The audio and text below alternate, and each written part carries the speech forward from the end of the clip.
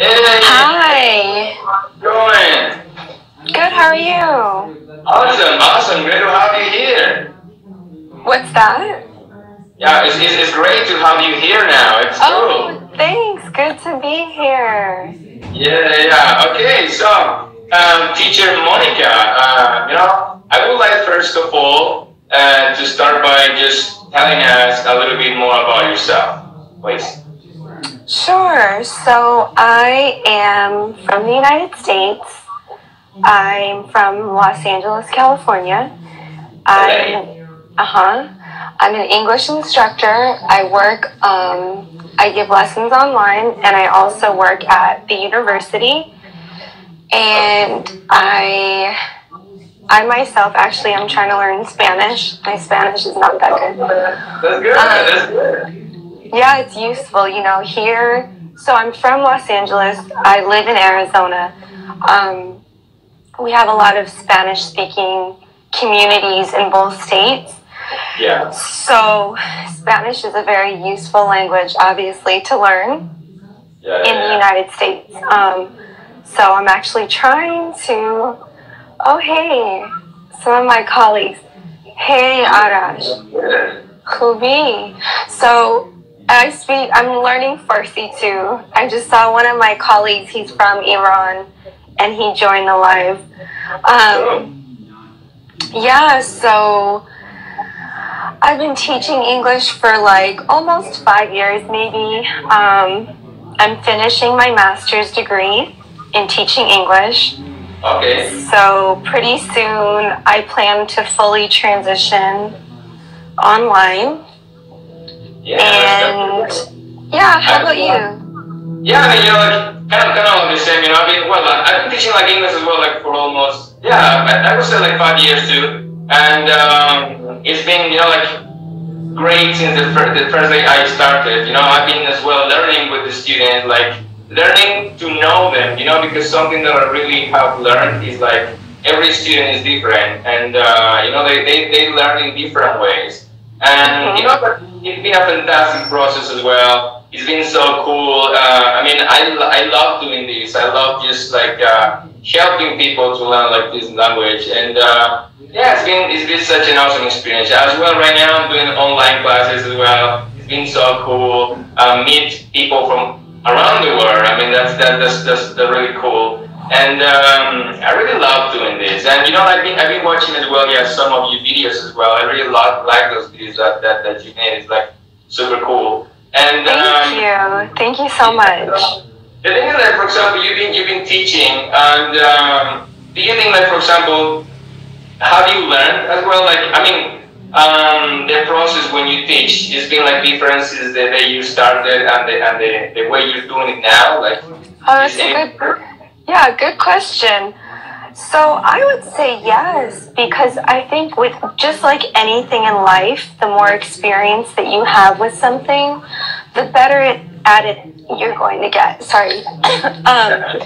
So for sure. Now I want to ask you, because your English is you're very fluent. At what age did you start learning English? Well, let me tell you a little bit about that. So first of all, like I was like 17 years old, more or less.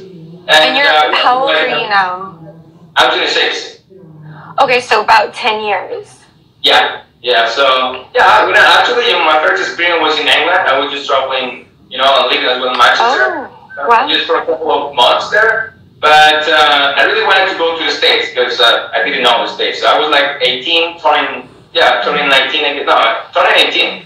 And I wanted to go to the States, so I would just, I had some contacts over there, friends. And they helped me to get a job over there. So I was working and living over there. Yeah, it was such a great experience over there. And then I just came back, a few years later to Colombia, and I started working in some, English academies and English schools.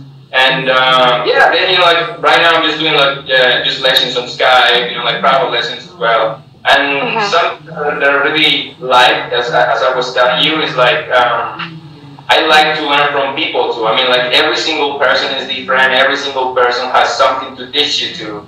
And that's something that I really love. When I share what I know, And when they share, because something that I really like about the classes is like, I really like to talk to them. I really like to get to know them better, like to care about what they do and what they like. And so people, I think it's important to earn their trust so they feel more confident when they are trying to talk. Because one of the first things that happen, when people want to learn a new language is like they are afraid. I mean, they are, shy. They say like, Andrew, I don't say this because maybe I pronounce this one bad, or maybe I don't know, Some people is so, when they want to start, is so shy, So the point, I think, is very important to get to know them a little bit better, to make them feel comfortable so they can make mistakes. I think that's important. Yeah, so let me ask you something. Do you guys have like idioms in Spanish? Yeah, I mean, yeah. I think all languages, yeah. So can you teach me? Can you teach me one in Spanish? Okay, so, well, I mean, idiom, that could be something like, I don't know, for example, here in Colombia, do you know about Colombia something? I do. In fact, at the university, I've become friends with a few Colombians, because we have Colombian students there. Yeah. For example, here in Colombia, I think, it's pretty much similar as well in other countries. Like, Colombia, as a country, has different cities, and in each different city, there are, like, different words and different, Sure. Just like it, yeah. Like, for example, a very common one, like, I hear, like, all the time to the people, it's not like a idiom, but it's more like a slang, I would say. The word bailas? Oh, did you see what Emma wrote? She speaks Spanish. She lived in Spain. She said, Mata, Emma, you need to get in touch with her. She's an English instructor from the UK. I'll pass you her information later, okay? But she speaks Spanish. You're fluent, right, Emma? I think she's fluent in Spanish. But she gave an idiom. She said, matar dos parejos en tiro. I don't know. Sorry, I don't know how to say that. Matar dos pájaros de un tiro. De un tiro. Okay, there we go. Oh my gosh, my Spanish is terrible. I think it's kill two birds with one stone, right? Yeah, it's like yeah. Kill two birds with one shot. Yeah, no, I'm not. Oh, she said she's not fluent. Okay, but you speak Spanish better than I do, I think. She said what? I didn't know. She said that she's not fluent, but her Spanish is better than mine. Oh, really? Because, I mean, you tell me, like, she's in the UK, you say, right? She's from England. She's an English instructor from England. Her name is Pronunciation with Emma.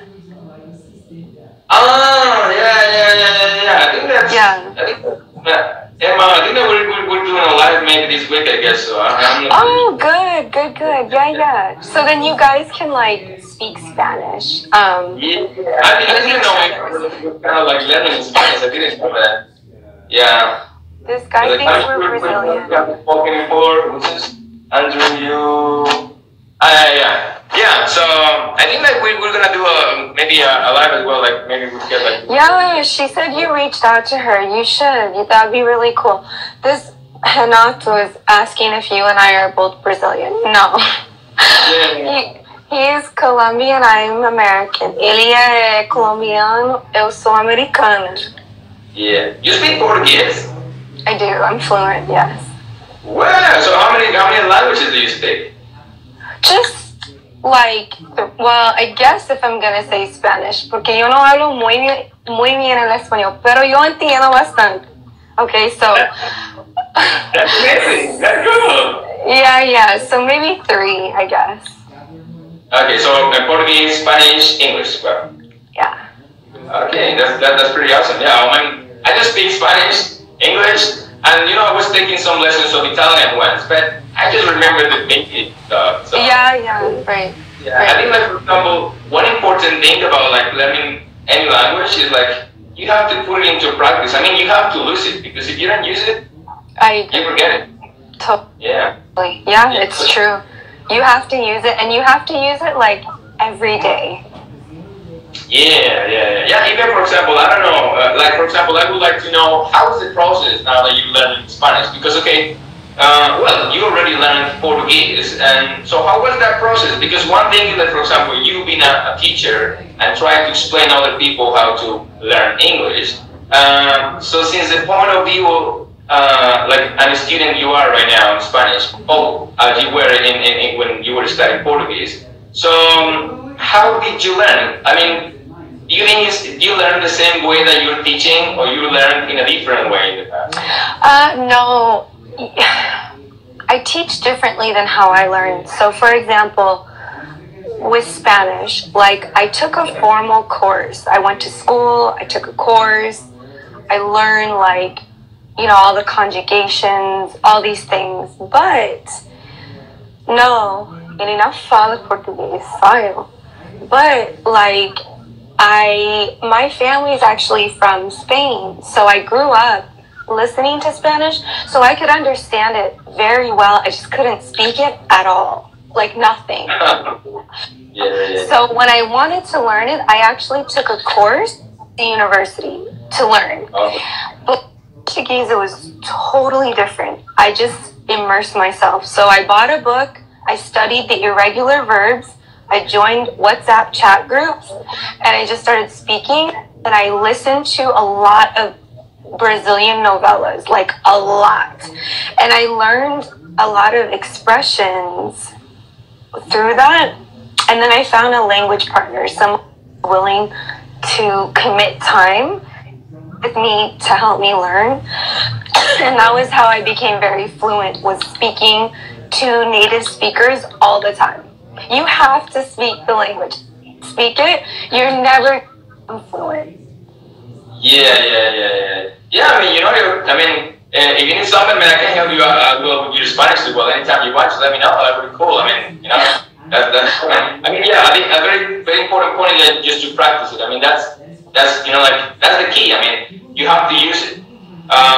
Because most of my students, like, for example, when they come, they're like, for example, they're just like, so afraid of speaking, and they are like, no, Andrew, maybe I don't say this because maybe I mispronounce it, or maybe I don't say this because I speak wrong, you know, but sometimes you like, they have to use it. I mean, they have to make mistakes. They have to do.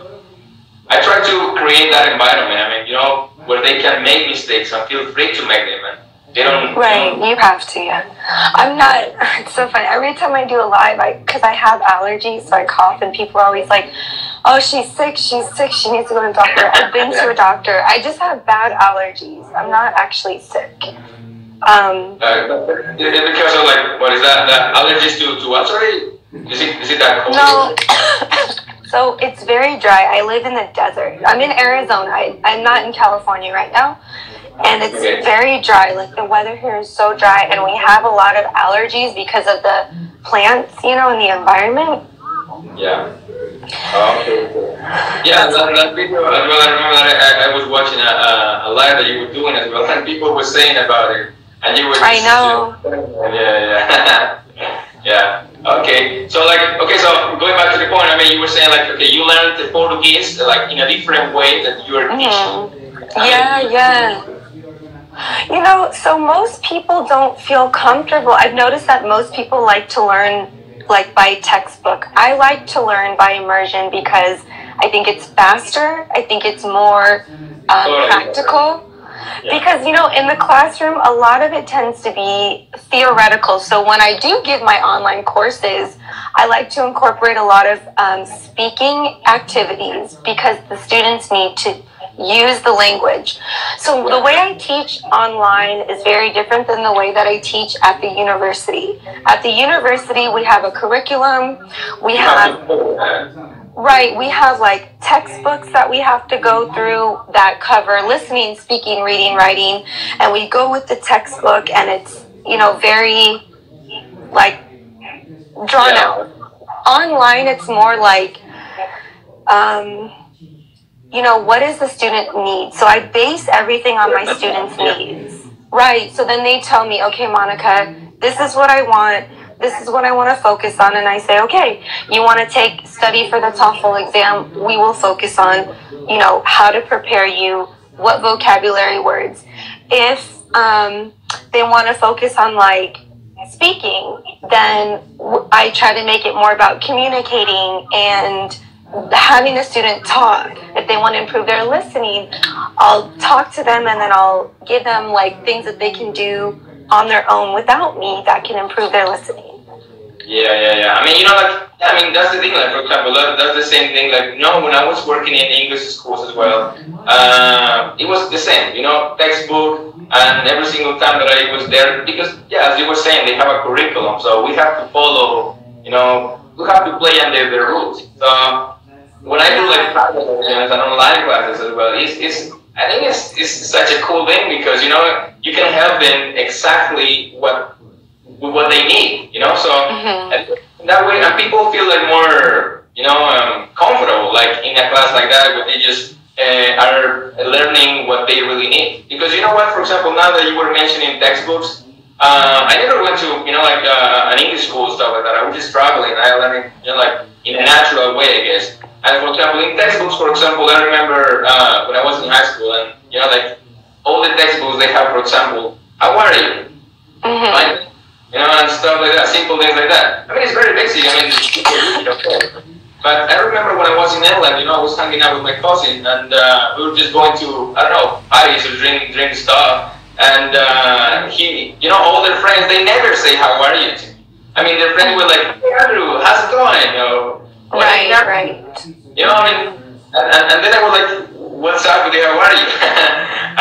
So it's because, conversational English, like the speaking part is like so different from textbooks and stuff. I mean, textbooks are very, how can I say this, are very, I don't know, basic. I mean, it's just basic information, Right. So when you talk to the people, I think it's like, there's where you learn what exactly to say and which words to use and stuff. I think that's really important. It's true. I agree. Yeah.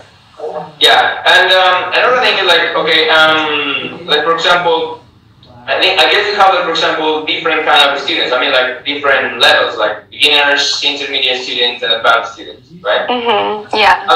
So how do you deal, like, for example, with like beginner students? Like, let's suppose like you find another Colombian over there, so he just speaks Spanish, and so how you start with him? Like, you're learning Spanish, so that's something good. Like, I mean, you can practice with him as well, but like, how you start from zero? Like, they don't know anything.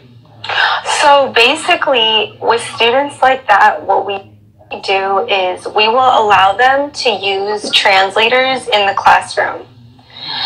Okay. We will teach them very basic things. For example, like the sounds of letters in English, and very simple vocabulary. But then we do allow them to use translators.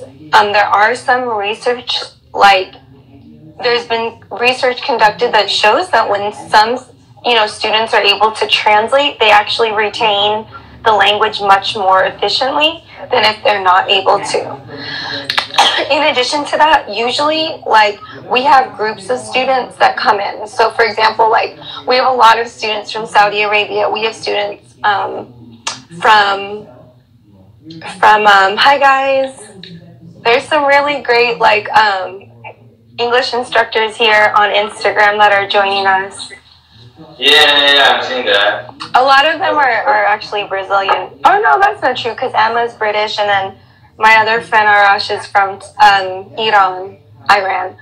But anyway, so usually like when these groups of students come in, they just translate to each other, because they all have kind of, even though they're all basic, they might have different levels of basic.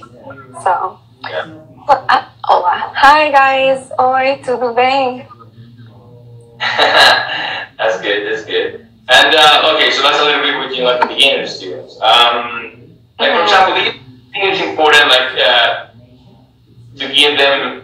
I mean, how you give them the confidence to speak? Because as I was telling you, like some people is very shy when they try to learn and speak. So what you normally do, like to earn like their confidence and just to motivate them to speak? Because I think that's, you know, most of the people when they learn, I mean, they're good at learning, for example, the writing part. They're good at learning the reading part. But if you come to the speaking part, is, you know, sometimes it's a little bit difficult with them. So how do you do that? Like, how do you motivate them to do that?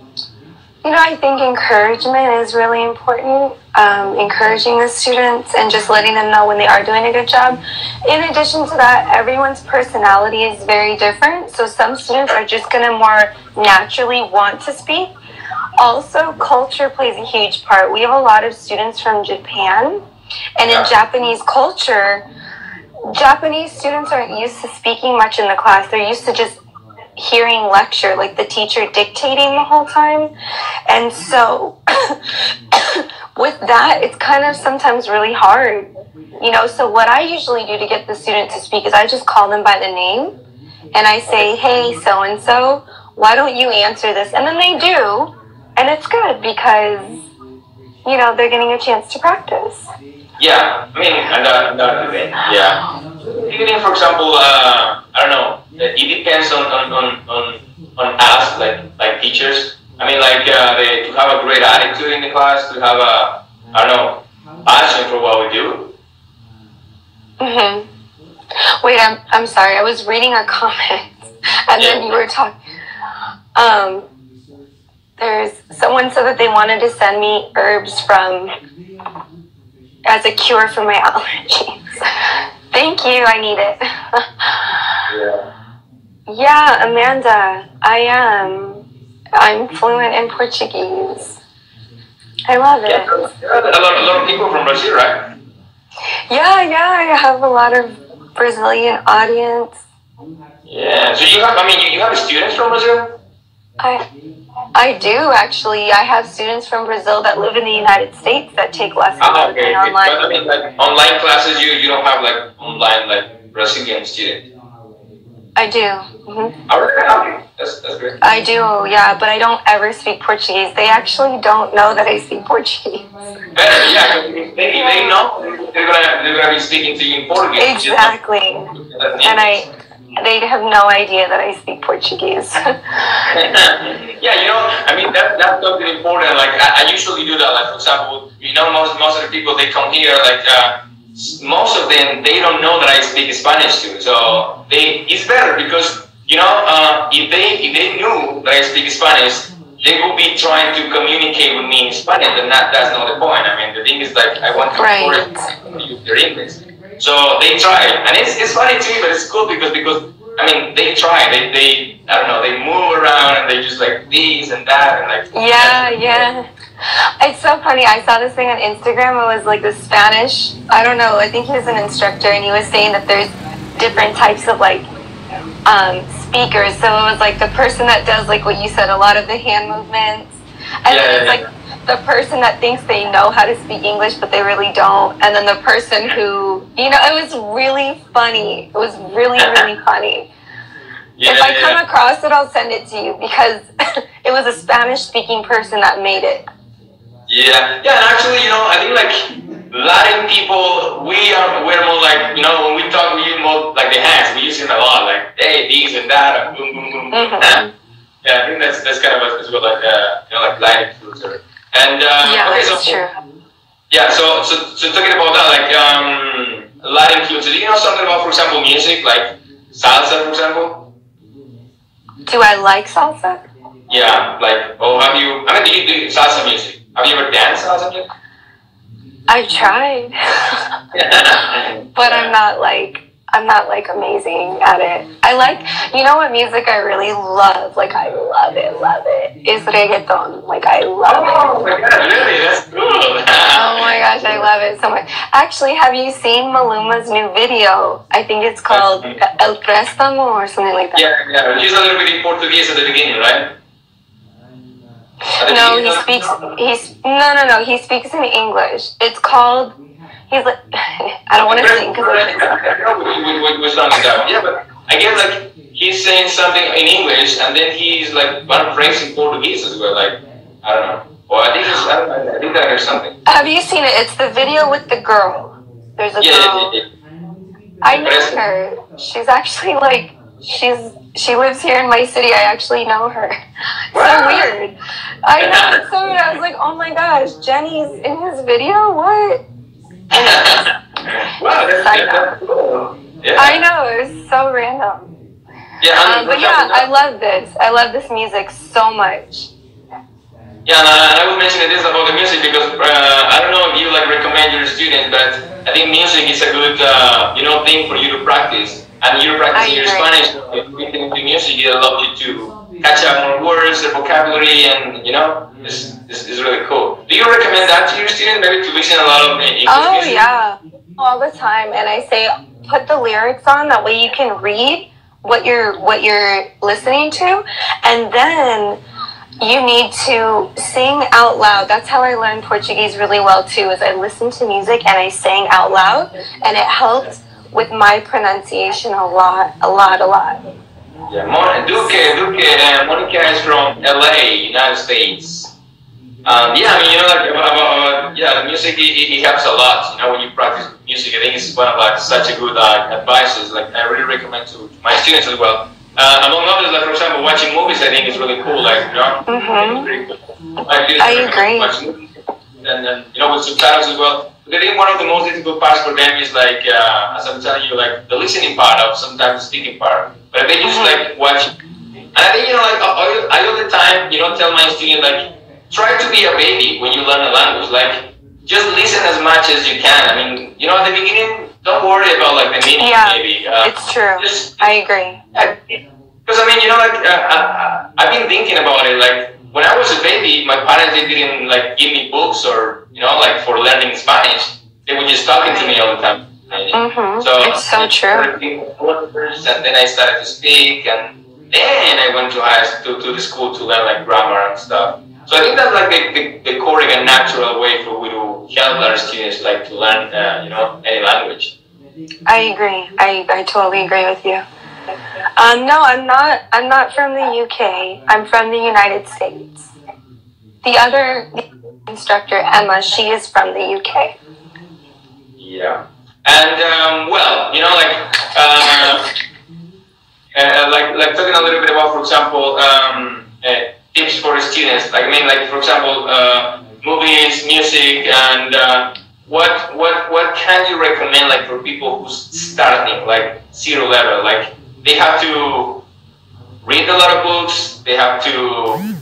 What's your advice? Because I'm going to this point because some of my people and some of my friends too. They say, Andrew, I try to learn English, but the point is I don't have a friend who to practice with. To be practicing it. I mean, even some people I know. I mean, I have right now some students and they have traveled. They have been living in the States.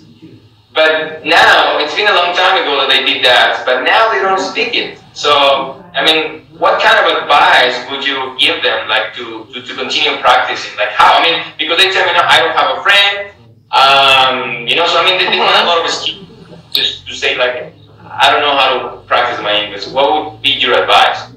Sure. Yeah, that's hard. Same comments, too. I met this other teacher from Saudi Arabia. She's fluent in English, amazing English, and she had no one to practice with. You know what she did? Practice with herself. She would listen to YouTube audios, and she would repeat what she would hear, and she repeated it out loud. And every day she would write 5 new words on a flashcard. She would write it, read it, and she would say it. And her English is phenomenal. And so I take what she did and I recommend that to people. I think too, it's just like you mentioned, like a baby. A baby, they don't learn to read and write. They learn that after they can already speak fluently. So children in the United States, usually they start to learn to read and write at age 5. By the time they're age 5, they're already fluent in English. They can speak English, fluently. Obviously, it's not going to be at the level of an adult with their vocabulary, but they're fluent. There's no problem. So I think most importantly is, and for me, okay, so I'm learning a lot of languages, but so because I can already speak Spanish conversationally for the most part. I'm fluent in Portuguese. So I want to learn a language that I have no idea. The alphabet is different. So I'm actually trying to learn. Yeah, have you ever heard of Farsi? What are you saying? Farsi. No. What that? Okay, so there's a language called Farsi. It's from Iran, and then there's Arabic. And I think that those are two languages I'd really like to learn. But again, I'm not focused on the reading and writing system yet. I need to become fluent in the language first. I need to establish the basics, learn the basics first. And then once I, get that step, I can move on to reading and writing. Yeah. Some. I remember like some people over here were saying like, what movie do you recommend me to see? Says Angela Math 35970. What movie do you recommend for practicing English? Like for example, I don't know. Okay, go ahead. Well, I don't have a title, but the kind of movies that I would recommend for people that are learning English, and especially are like more beginner or intermediate, is I would recommend movies that are older, like from like the 30s or 40s, because they speak very clear and they don't use a lot of slang. If you're like a beginner level and you're listening to movies now, there's so much slang. It's so difficult, especially if you don't have a strong foundation. Yeah. So, maybe start there and then start listening to other films. What do you think about cartoon movies? Yeah, it's good. Yeah. Only thing about cartoons is the voice is kind of sometimes, like the voice, the characters. Well, yeah. Yeah, you're right. Oh, you know what? Someone asked a question about pronunciation. I actually do both. In fact, I don't know how to say your name. Dookie. I don't know. What country are you from? Dookie1750. I do Colombia. both. He's from Colombia too. Colombiano. También. Okay. Yeah. So, I think he's in Armenia, I guess, right now. South City. Okay, so as far as pronunciation, I do both. I actually do phonetics, and it's so funny he asked. I just made a video about phonograms in English, and I'm about to post it. So cool. So it helps with the phonetics. It's how you teach in the United States. Some schools teach this method, and I think it's very effective. But I also do repetition. I do, because one of the things, for example, Spanish speakers and Portuguese, you don't have this TH, this, that, thank you. You don't have this. The only way you're going to learn is if you repeat. So you have to repeat this sound over and over. And I heard someone say 40 days, like something like, do it for 40 days and then you'll get it. So you practice words like this, that, through, thought, think, though, thank you. And you just do it over and over. Because at first it's very unnatural because you don't have this sound. So for you guys, it's like, what? Like, I don't want to do that. It feels unnatural. It feels so strange. But in English, like, we use this word all the time. And if you don't say, for example, think, some people say think or think. And this is not English. Like, this sounds very strange to a native English speaker.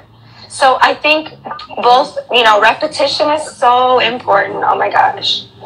Yeah. Some of the there was another question over here. It says like Sally in English, I think it is. How can I throw my shame? Well, I think like as I was saying before, I think you have to just feel comfortable making mistakes. I mean, just do it. I mean, it doesn't matter if you're doing it wrong or right. I mean, the point that you just do it. I mean, that's the first step. Then, like within the process, I think, like little by little, you will get it. I mean, I really like to talk about, the babies, how the babies learn, because, I mean, they don't care about making mistakes. They just say things, Mm-hmm. And, with the time, they just repeat maybe the mistake like a couple of times more, but there's a point they just don't make the mistake anymore. So I mean, that's really cool. That's what I like to, like all the time mentioning babies. And all my students, okay, you're gonna start being a baby now. It's true. So someone asked about increasing their vocabulary. What I would recommend is there's some apps that you can download with new vocabulary. There's also so many websites that have a new vocabulary word every day. What I do with like the little ones, because I've taught kids, I've taught high school, and I've taught college age, I've taught everything. With the little kids, what I usually do, and I would recommend, is you pick a word. So today I came up with the word conscientious. Are you familiar with this word? Conscientious. So you just pick this word, use it throughout your week, put it in sentences. At the end of the week, you're going to get it. You move on to a new word. Yeah, like that's a key advice as well. Like, because I all the time recommend that. For example, people is like telling me about that, and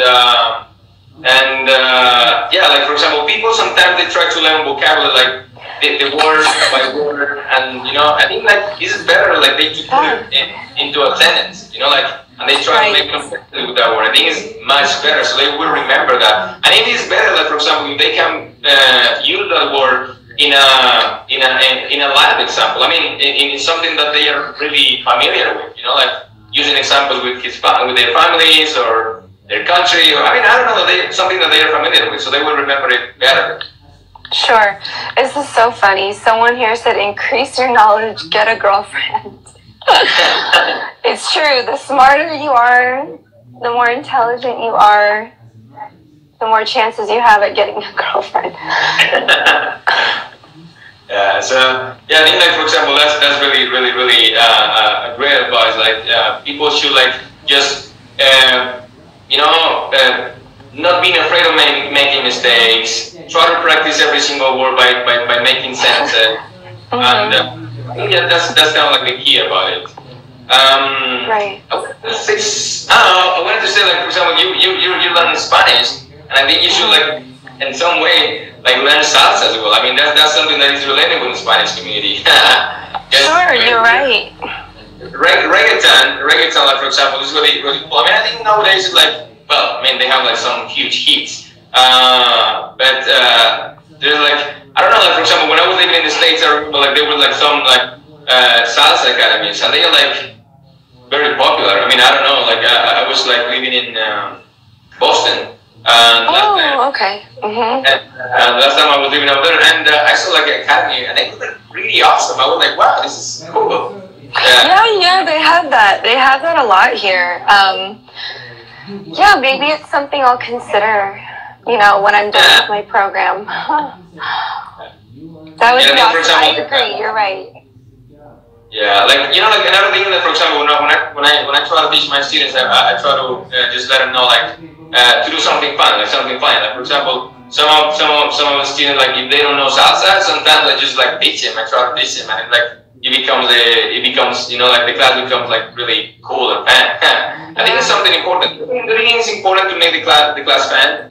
Oh, absolutely, I do. I think it needs to be interesting to the student, because if not, they're going to lose, their motivation will decrease, and you just don't want that.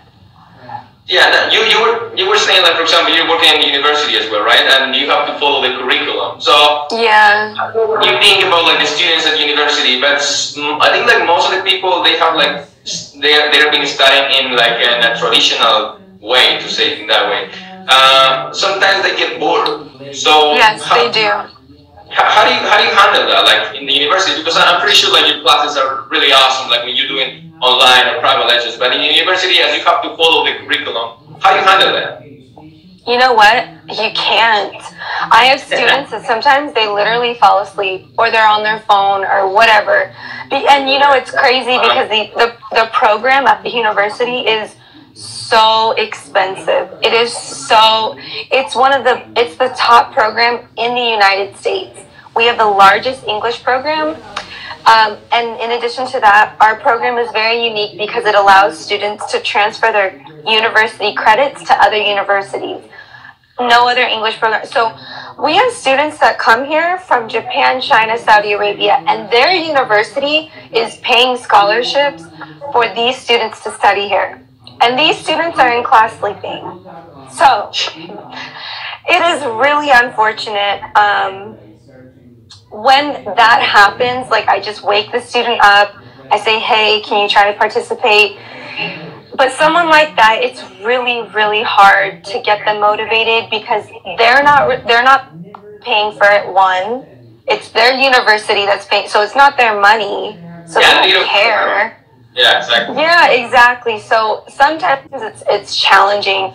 Online, it's very different. The students that I teach online are incredibly motivated. They all have some sort of intrinsic or extrinsic motivation that's their driving force to want to learn English. Some of them want to get a better job.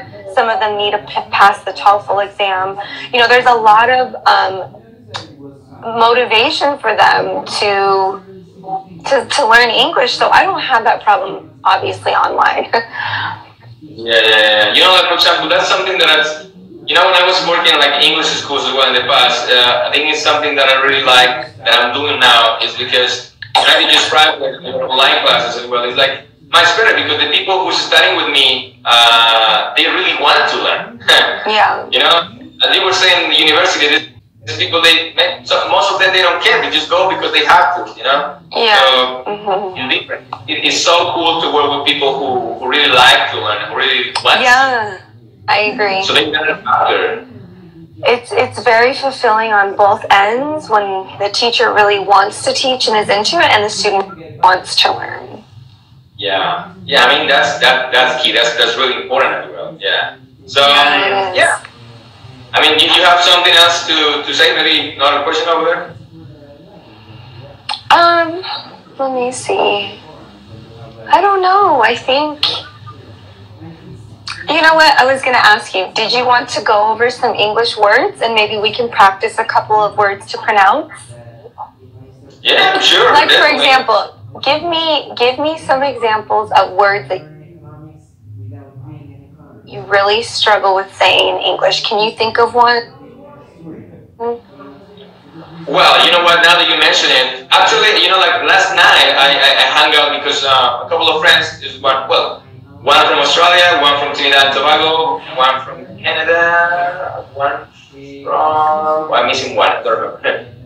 So last night we meet up, and I was just talking to them because they were traveling to Chile and Peru, so it was like, having something cool. And at the end, I was just telling one of my friends from Canada that sometimes I struggle like with the three words: beer, the flying animal, which is bird, and the huge animal, which is bear. You know, I mean, I think like now I said it right. I think so that right now I said it right. But all of my students as well, they struggle with those three words: beer, bird, and the beer as well, you know, and beer like cerveja. How do you say it? Cerveza. Beer, cerveza, bird, ave, or pájaro, and bear also, and bird, barba. Okay, bear, and okay, here we go. Let's look at these words. Yeah. Okay. Well, that's such a nice board you have over there. Yeah. Okay, so beard. We have the EA, okay? This EA sound makes different sounds in English, but in this beard, the longer E sound, beard. The difference between this ear or beer, the double E, and the short E, bird. It's like a bird, okay? It's gonna be, it's in the pronunciation, it's in the way that the positioning of your mouth. So, for example, beer, beard, bird. So the E sounds are going to, your mouth will take on the form of like, almost like a smile. Beard. And then bird. It's not as much of a smile. It's more of like a short, like you're kind of rounding your mouth a little bit. bird, bird. Beer, bird. And then bear, bear. Yeah. Oh, I don't know if you can see it. Bear. Yeah. I'm saying it. Let me think of another like shorter E sound. Bird, bird. How about, let's see, wait. S27 TOO says, my lips are not good for that. How about these? The long E, short E. Beat. Good. What is it? Uh-huh. Yeah. Can you see it? So we have beat, that's going to have like the long E that kind of looks like you're smiling. Beat, and then bit, it, bit. I know with this, this other instructor from Iran, he was saying that a lot of people have a hard time with these two words. It's that long I, short I sound that's really difficult for a lot of speakers to distinguish, especially when they pronunciate. Actually, I think that like something that I used to recommend to my students is like tongue twisters. I think they are pretty cool for that. Yeah, it is. It's definitely Mouth is boca. Mouth. So you have that TH, that fun TH sound at the end. Mouth. Oh, I'm writing backwards. I don't know if this is going to come out correctly. Oh, it's wrong. It's really bad. Sin, sit, live. Yeah, those are good. Short I sounds. Short E sounds. Sorry. So yeah, I think with these words, pronunciation is just practice. And I think too, it's hard because a lot of the times, for example, like let's say I'm speaking Spanish, right? So I go to speak Spanish, my accent sucks, it sounds very gringa. And but it's because I don't have, I'm not used to speaking the language. And so I think that the more you get used to pronouncing and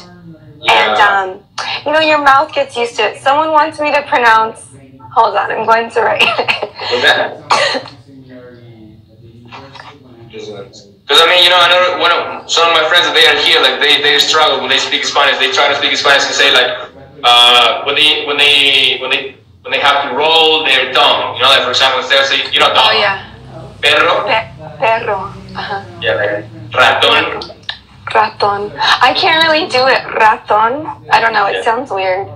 Yeah. As well, so sometimes they have difficulty with the letter D because, they in Spanish it's like, but in English it's more like an R. I don't know. Sometimes example. The D sound you're saying? Yeah, in Spanish Usted, right? No, but in the middle, I don't know, a word Oh, okay. Sure. Damn, I don't remember. I know when you try to think of it, you can't come up. Here's one. Okay. This is so bad. Someone asked me to do this. Okay, guys, so that you don't get it confused, this here is La Playa, and it's the long E. So you're going to smile. You are going to say, where is the beach?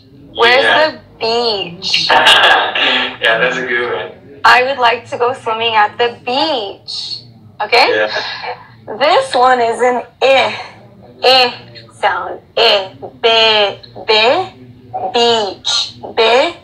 Beach, okay? Yeah. So not like that. Now you're running down that one. It's like sheet and the short one. Sheet. Oh, yeah, exactly. sheet, and then shit, sheet. Yes. Yeah. But you know what? It comes like, when people are speaking, that's another thing. Like, I mean, people are just speaking. I think it depends on the context as well, because they don't say like, I mean, when we're learning, I think that's cool, because like beach. But yes, you have to. No, it's good to exaggerate sounds. Actually, another teacher was saying that, like, over exaggerate when you pronunciate. And you practice over-exaggerating. Then when you go to speak, it sounds very natural. Natural. Yeah. That's the key. Yeah, and I think, like, all those words, I mean, some students, they struggle with those, and it's really cool. This is good. Someone just asked in Portuguese. These two. So I'll say these ones too, okay? So we have... Okay, bottle. Bottle, this is an A. Bottle, this is an A. Battle. A. Bottle, battle. A. Make sure you're repeating, guys. Repete comigo. I don't know how to say it. How do you say it in Spanish? Oh, practiquen conmigo. Okay, so do this, guys. Bottle, A. Battle. Battle, bottle. Yeah. Someone said that you speak too fast. I don't think he speaks too fast. He just speaks with a Colombian accent, so I think it sounds really fast. Singer. Yeah, you know what? Oh, that's good. Go ahead. Yeah, there's like here in Colombia as well. Like there are like different cities where they like speak like. Well, I mean, I think it's in all the countries. Like they have like different accents in different cities, and they're actually I don't know if you have met a guy from the coast of Colombia, like costeño. They speak fast, like fast. Really? Yeah. Okay, guys. So on this one, and this is actually a question I get a lot. It's a very good question. Who asked it? Sporting. So look, singer. Now this is like a nasal sound, and your tongue is like in the back of your throat. Okay. So sing, singer. We don't say singer. No, totally strange sounding. We say singer. It's a nasal sound. Singer. No. Did you get a text? I heard it. Can I speak a little fast? It's funny because I'm from LA and I'm from the Valley, so I'm sure you guys have heard of Kardashian. They are actually from the same area that I am from, and we just speak like this. We speak slow, very chill, very like laid back, relaxed.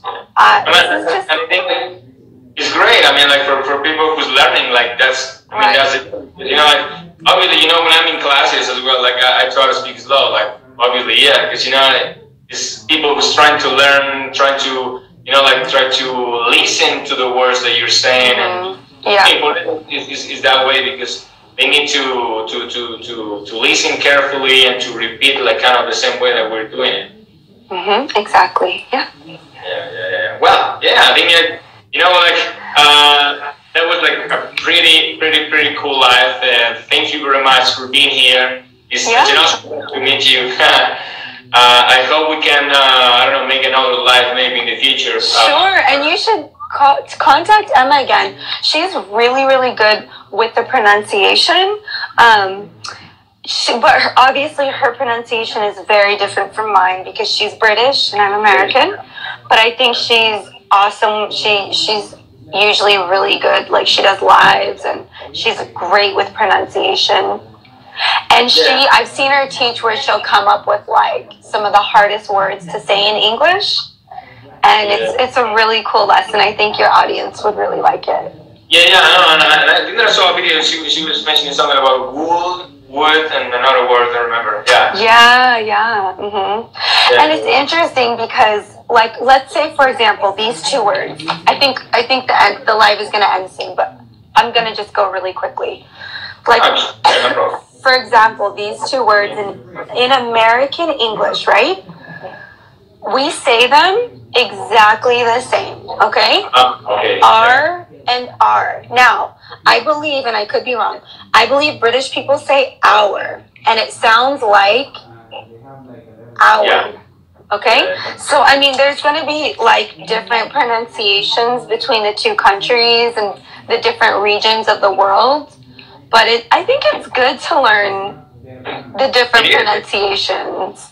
Yeah, and as we were mentioning, for example, in the United States, I mean, you find a lot of people from all over the world. I mean, they have like different accents, a lot of accents.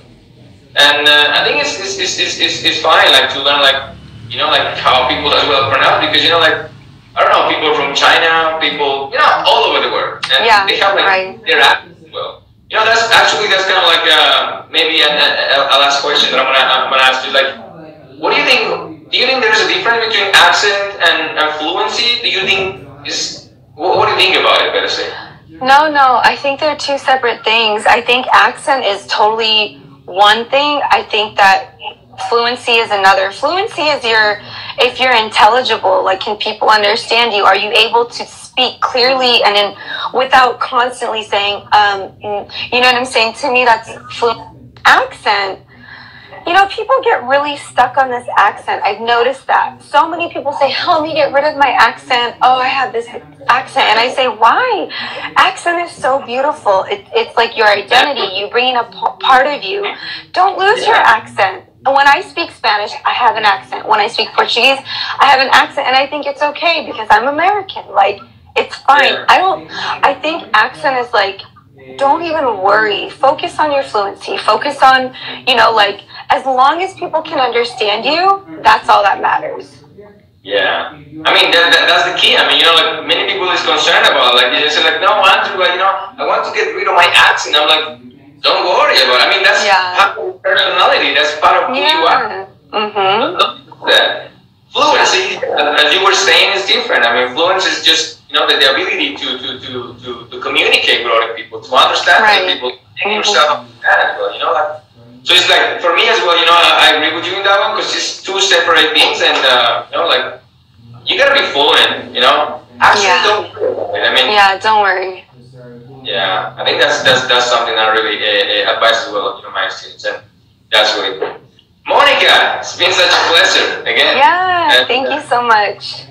How can you say mucho placer? Muchas gracias. Muchas gracias. Un placer. Fue un placer. Yeah, sure. Fue un placer. Hablar contigo. Fue un placer hablar contigo. Muchas gracias. That's great. Yeah, fue un placer hablar contigo igualmente. Me encantó también conocerte. So, espero que podamos hacer otro en vivo. Yo también espero. Yeah. Great. maybe I hope we can make another live in the future. Like, I don't know, maybe it could be in Spanish as well. Like, learning a little bit about Spanish if you want. Yeah, that would be so cool. Oh my gosh, I would love that. Yeah, sure. So Monica, again, thank you very much for being here, and I'll see you later then. Okay. Okay. Okay. Bye, guys. Bye.